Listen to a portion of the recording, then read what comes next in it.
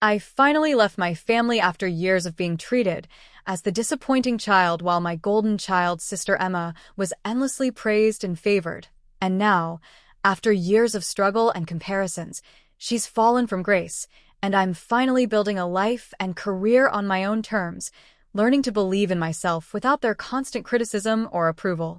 I left my family after years of being the disappointing child. Now my golden child sister has fallen from grace. I, 25F, have always been the black sheep of my family. My older sister Emma, T8F, has been the golden child for as long as I can remember. Our parents, especially our mom, have always favored her over me. It's been this way since we were kids, and it's only gotten worse as we've grown older. Growing up, Emma was always the star student, the popular girl, and the one who seemed to excel at everything. She was captain of the cheerleading squad, got straight A's, and was even voted prom queen. Meanwhile, I struggled with school, had a small group of friends, and preferred spending time in the art room rather than at social events. Our parents never missed a chance to compare us. "Why can't you be more like Emma?" was a phrase I heard all too often. They'd praise her accomplishments endlessly while barely acknowledging mine. When I got a B on a test, they'd ask why it wasn't an A when Emma got an A.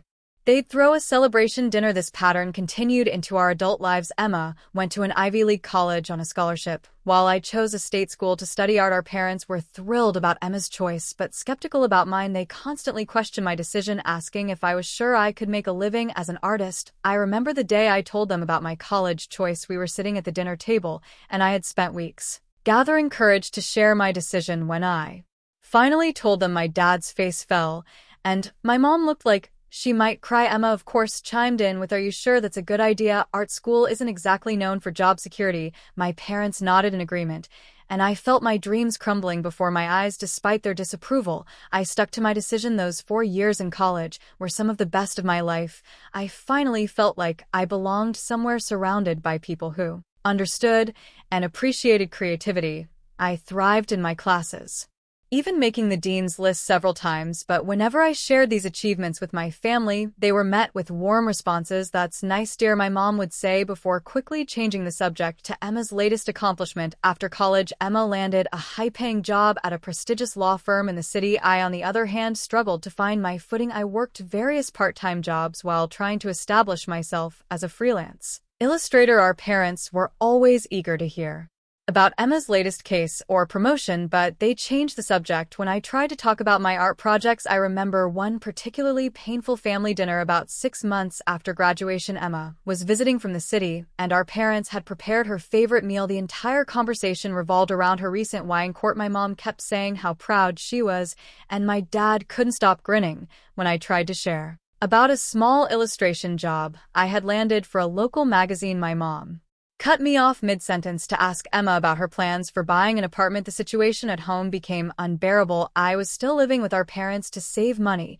but the constant comparisons and subtle put-downs were taking a toll on my mental health. Emma had her own apartment in the city, paid for by our parents, of course. Every time she visited, it was like a royal arrival. Our parents would spend days preparing, cleaning the house, and cooking her favorite meals. When she walked in the door, they'd greet her with hugs and excited chatter. My presence, on the other hand, often felt like an afterthought. I tried to talk to them about how I felt several times, but it never went well. They'd accuse me of being jealous of Emma's success, or tell me I was being too sensitive. "We just want what's best for you," they'd say, which always felt like code for "we want you to be more like Emma." The constant comparisons affected every aspect of my life. I started doubting my choices, my abilities, and even my worth as a person. There were days when I could barely get out of bed, overwhelmed by feelings of inadequacy and failure. I began to withdraw from my friends, embarrassed by my lack of success compared to my sister.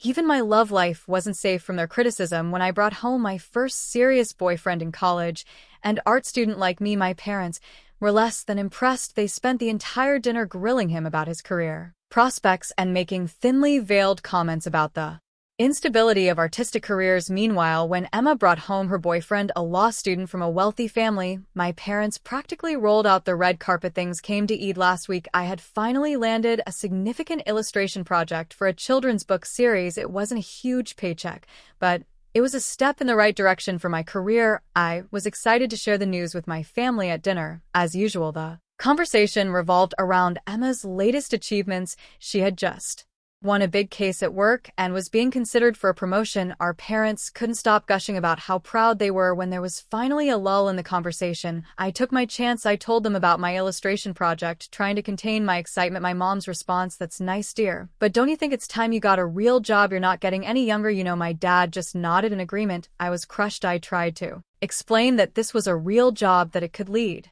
to more opportunities in the future, but they weren't listening. Emma chimed in, saying she could probably get me an entry-level position at her law firm if I wanted a stable career. That was the last straw. I stood up, my chair scraping loudly against the floor. I told them I was tired of being treated like a disappointment, that I was proud of my work and my choices. I said I couldn't stay in a house where I was constantly made to feel inferior. My parents looked shocked. My mom started to say something about how I was being overly sensitive, but I cut her off. I told them I was moving out, that I'd rather struggle on my own than live with their constant disapproval. Emma tried to play peacemaker, telling me to calm down and not make rash decisions, but I could see the smug look in her eyes. She was enjoying this, enjoying being the perfect daughter, while I was the family disappointment. I stormed up to my room and started packing. My parents and Emma followed, trying to talk me out of it, but their words only confirmed what I already knew. They saw me as a failure, a burden. My mom even had the audacity to say, "If you leave now, don't expect us to help you when you can't make rent." As I was throwing clothes into a suitcase, memories flooded my mind. The time I won a local art competition in high school, and my parents didn't even come to the award ceremony because it clashed with one of Emma's debate tournaments. The countless times they'd introduced Emma as our daughter, the lawyer, and me as just our other daughter. The look of disappointment on their faces when I chose art school over the business program they'd wanted me to attend. That night, I left with whatever I could fit in my car. As I drove away, I saw my parents and Emma standing in the doorway. My mom was crying, my dad looked angry, and Emma just looked smug. I felt a mix of emotions: sadness, anger, fear, but also a strange sense of relief. I'm currently staying with a friend, trying to figure out my next move. I know leaving was drastic, but I couldn't take it anymore. Am I overreacting? Should I have stayed and tried to make them understand, or was leaving the right choice? I feel lost and alone, but also somewhat relieved to be out of that toxic environment. The thought of building a life on my own terms is both exciting and terrifying. I'm scared about how I'll manage financially, but I'm also looking forward to pursuing my art without constant criticism and comparisons. Any advice or support would be appreciated. How do I move forward from here? How do I build a life for myself while dealing with the emotional fallout of leaving my family? And most importantly, how do I start believing in myself after years of being made to feel like I'm not good enough? Update: when it's been about 2 months since I left my parents' house, and a lot has happened. I wanted to update you all, and thank you for your support and advice. Your kind words and encouragement have been a lifeline during this challenging time. After I left, I spent a week crashing on my friend's couch while I looked for a more permanent solution. It was tough, but I managed to find a tiny studio apartment that I could just barely afford with my savings and the income for my illustration project. It's not much, but it's mine, and for the first time in my life, I feel like I have my own space. The first few weeks were hard. I threw myself into my work, determined to prove to myself and maybe to my family that I could make it on my own. I picked up a part-time job at a local coffee shop to supplement my income from illustration work. Between the two jobs, I was working almost constantly, but it felt good to be self-sufficient. There were nights when I'd come home exhausted, my hands aching from hours of drawing and making lattes, and I'd wonder if I'd made the right choice. The little voice in my head, which sounded suspiciously like my mother, would whisper that I was foolish for thinking I could make it as an artist, but then I'd look at the illustrations I was creating and I'd remember why I chose this path. My parents tried to contact me several times, but I wasn't ready to talk to them. I needed time to process everything and focus on standing on my own 2 feet. Their voicemails ranged from angry demands that I come home to tearful pleas asking if I was okay. It was hard to ignore them, but I knew I needed space to figure things out for myself. Emma called a few times, too, always with the same patronizing tone, telling me I was being childish and that I should come home and apologize. Her words stung, but they also strengthened my resolve to succeed on my own terms. About a month after I left, something unexpected happened. The children's book I had illustrated was published, and it started gaining traction. The author shared it on social media, and it caught the attention of a few influential parenting bloggers. Suddenly, I was Getting emails from publishers interested in my work, I remember sitting in my tiny apartment staring at my computer screen in disbelief. As the emails came in for the first time, I felt like my dreams weren't just pipe dreams. I cried that night, but they were tears of joy and relief. I landed 2 more book deals in quick succession. It wasn't a fortune, but it was enough that I could quit my coffee shop job and focus on illustration. Full-time. For the first time, I felt like my career was taking off. With this newfound success came a boost in confidence. I started believing in myself and my abilities in a way I never had before. I realized that I didn't need my family's approval to validate my choices or my worth. Around this time, Emma showed up at my apartment unannounced. She said she was worried about me and that her parents were upset. I invited her in more out of politeness than anything else. At first, she seemed genuinely interested in how I was doing. She looked around my tiny apartment and asked about my work. I showed her the published book and told her about the new projects. For a moment, I thought maybe she was finally seeing me as an equal, but then she started in on the same old rhetoric. She said that while it was nice that I had some success, it wasn't a stable career. She talked about how worried our parents were, how they just wanted what was best for me. She even suggested again that she could get me a job at her law firm. As she spoke, I felt a familiar feeling of inadequacy creeping in, but this time something was different. I looked at my work spread out on my desk, thought about the email from publishers in my inbox, and I felt a surge of pride. I lost my temper. I told her that I was doing fine, that I was happier than I'd ever been. I pointed out that for the first time I was supporting myself entirely on my own work without any help from our parents. I asked her if she could say the same, considering our parents were still paying for her apartment. Emma's face changed, the mask of concern dropped, and I saw the same smug, superior expression I'd seen the night I left. She snapped at me, saying I was ungrateful and selfish. She said I was breaking our parents' hearts and that I should be ashamed of myself. I asked her to leave. As she was going, she turned and said, "Don't come crying to us. When this little art phase of yours fails, we won't be there to bail you out." After she left, I felt shaken but also strangely empowered. I realized that I didn't need their approval anymore. I was making it on my own, doing what I loved, and that was enough. The encounter with Emma made me reflect on our relationship over the years. I remembered how close we were as kids before the competition, and comparisons tore us apart. I felt a pang of sadness for the sisterhood we'd lost.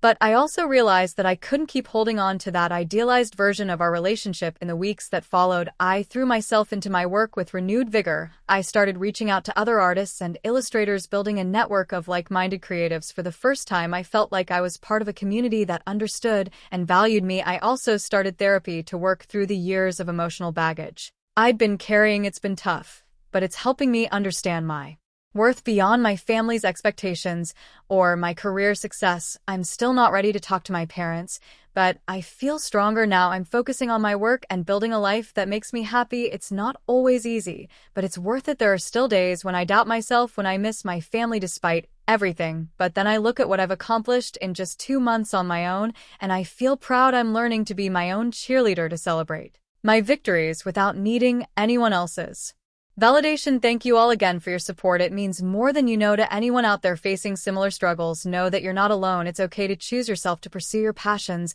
and to define success on your own terms. Update 2. It's been almost a year since my last update, and I can hardly believe how much has changed. I want to share what's happened, and thank you all again for your continued support throughout this journey. My UST ration career has really taken off.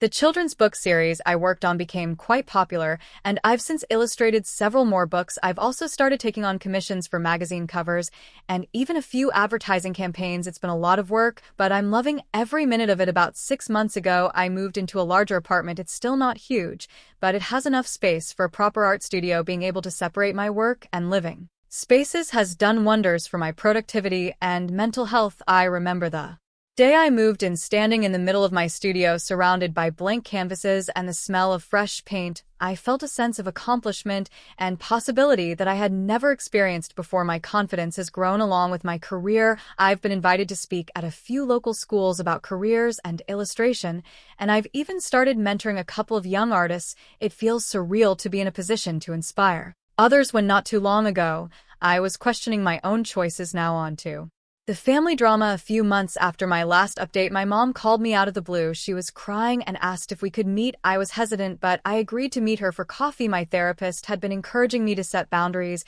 and work on healing my relationship with my family, so I saw this as an opportunity to start that process. When we met, she looked tired and upset.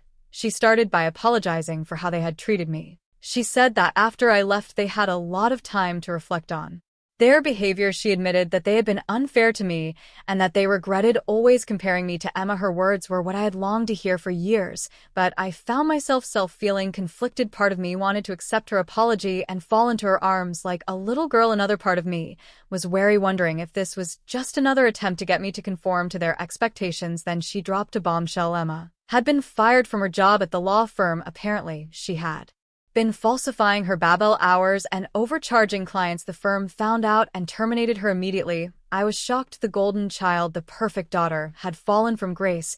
I felt a mix of emotions, surprised, a twisted sense of satisfaction, and oddly concerned for my sister. But that wasn't all. Emma had been living well beyond her means, relying on our parents to subsidize her lifestyle. When she lost her job, she couldn't keep up with her expenses. She had racked up a huge amount of credit card debt and was facing eviction from her apartment. My parents had been trying to help her, but the situation was dire. They had already spent a significant portion of their savings trying to keep Emma afloat. My mom broke down as she told me this, saying they felt betrayed and didn't know what to do. As I listened to my mom, I realized how much pressure Emma must have been under all these years, always having to be perfect, always having to live up to our parents' expectations. In a way, I felt sorry for her.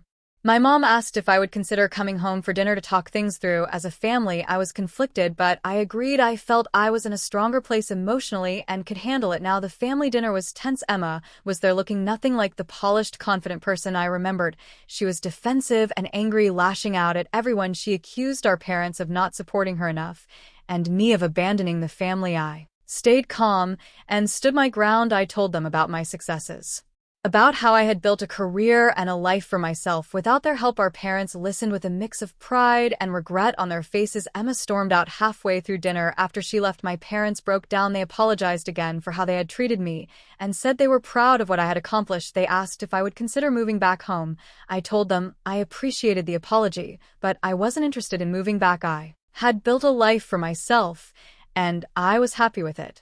However, I said I was open to working on our relationship and spending more time together. Since then, things have been slowly improving. My parents and I talk regularly now, and they've even come to visit my new apartment. They ask about my work and seem genuinely interested. It's a strange feeling having them actually listen to me and show pride in my accomplishments. Emma, on the other hand, has cut off contact with all of us. Last I heard, she had moved to another city to start over. I've tried reaching out to her a few times, but she hasn't responded. I hope she's doing okay and that she can find her own path free from the pressure of being the perfect child. This whole experience has taught me a lot about family dynamics, self-worth, and the importance of following your own path. I've learned that success isn't about living up to someone else's expectations, but about being true to yourself and doing what makes you happy. I've also learned the value of forgiveness. It hasn't been easy, but I'm working on forgiving my parents and Emma, not for their sake, but for my own peace of mind. I've realized that holding on to anger and resentment only hurts me in the long run. My relationship with my parents is still a work in progress. There are moments when old patterns emerge,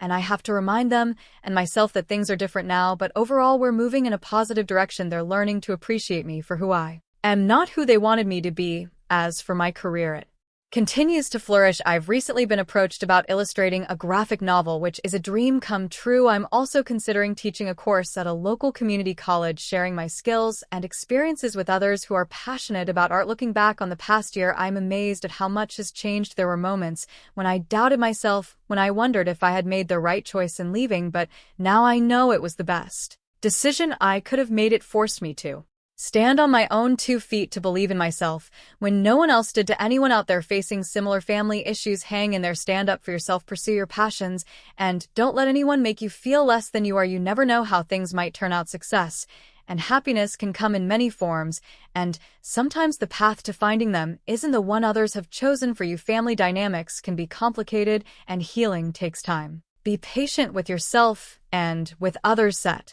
boundaries when needed, but also be open to reconciliation if it feels right. Remember that you have value regardless of your family's approval or anyone else's expectations. I'm grateful for this community and the support you've shown me throughout this journey. Your encouragement has meant more than you know. Thank you for being there during the tough times and celebrating the victories with me. As I look to the future, I'm excited about what's to come. I feel like I'm finally living life on my own terms, pursuing my passions and building meaningful relationships. It's not always easy, but it's genuine and fulfilling in a way I never experienced before. Thank you all again for your support throughout this journey. It's meant the world to me. Here's to following our dreams, healing old wounds, and creating the life we want to live.